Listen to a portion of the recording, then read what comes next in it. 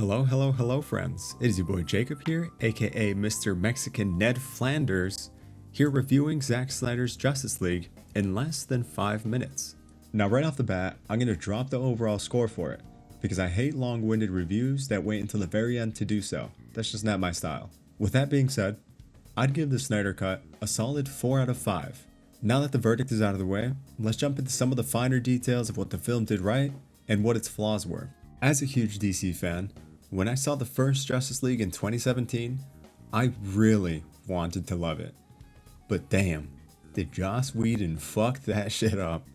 I saw the movie once, and then I quietly wept as I buried that memory into the furthest recess of my mind. And so let's start with talking about the positives. The first most glaring difference right off the bat is the characterization. In particular, Cyborg, Flash, and Steppenwolf.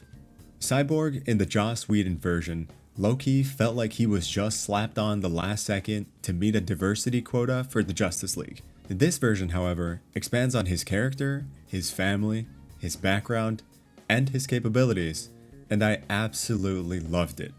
Cyborg in the comics is basically the ultimate machine, and the Zack Snyder version of him definitely paid its respect to honoring a more fully realized version, and to see it on screen was really just great. And the same applies to the Flash in this film, because they do a good job at showing you that the Flash is not just some quick dude with a couple of quirky lines every now and again. He is quite literally the fastest being in the universe. And without spoiling anything, the Flash does get his own huge moment that he didn't have in the prior version. Then lastly, the other major character overhaul came from Steppenwolf. Now when it comes to superhero movies, villain motives matter. A weak villain is essentially a weak movie. The story here expands upon Steppenwolf and why he was on Earth specifically to begin with. It does such a good job that honestly, I was starting to feel a little bad for Steppenwolf. Homeboy literally just wanted to go back home, but couldn't until he destroyed 40,000 more worlds just to appease Darkseid. Needless to say, when he started to get his ass whooped by the Justice League, and in particular Superman, I felt a little bad for the dude. Now we gotta talk about the elephant in the room, which is the runtime. Yes, this is a 4-hour film, so it's quite the commitment to make. Which honestly, if you're a casual movie watcher, you're probably not gonna enjoy this. And not even like in a gatekeeping type of sense, like, oh well, you're just not gonna understand a comic movie. Like, no, this shit is long, dude, so you might not like this. And if that is you, that's totally fine, because my biggest criticism from this film comes from the fact that WB was biting off far more than they could chew. Cyborg and Flash deserve their own standalone movies, and they should have came out before the Justice League was even made. To try and shoehorn their individual stories into this film honestly was doing them a disservice as heroes themselves.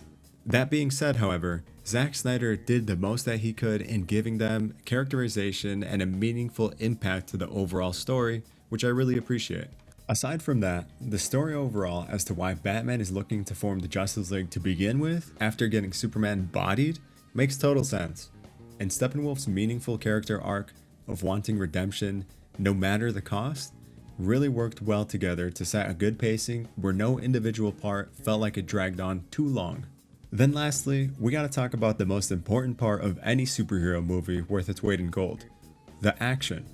And I can proudly say that the action scenes are amazing. They feel exactly how the Earth's greatest defenders should, each boasting their own special skills that they get to bring to the team, which are individually highlighted through their action segments. The hero that they probably did dirty the most is my boy Batman. Batman really comes off as more of a rich, spoiled kid, as opposed to a total badass as he should. And in this iteration in particular, it seems like Alfred does most of the detective work and the construction for him, which really just adds to Batman's skill being that he has money. So I feel like they did a disservice to Batman, and honestly, WB put some respect on my boy. The main 7 aside, this also features fight scenes with the Amazons, the Atlanteans, and a flashback to the old gods era where they take on Darkseid, and each of the set pieces and action sequences are equally as awe-inspiring. All in all, this is definitely a movie that I'd recommend for people that would consider themselves to be superhero movie fans. If you stuck around to the end, thanks for watching, and I'd also like to know what you thought of it. Feel free to drop a comment down below. And if you liked the video, make sure to drop a like and subscribe because it helps a small YouTuber like me grow. But if not, that is totally okay too. I'll catch you in the next video.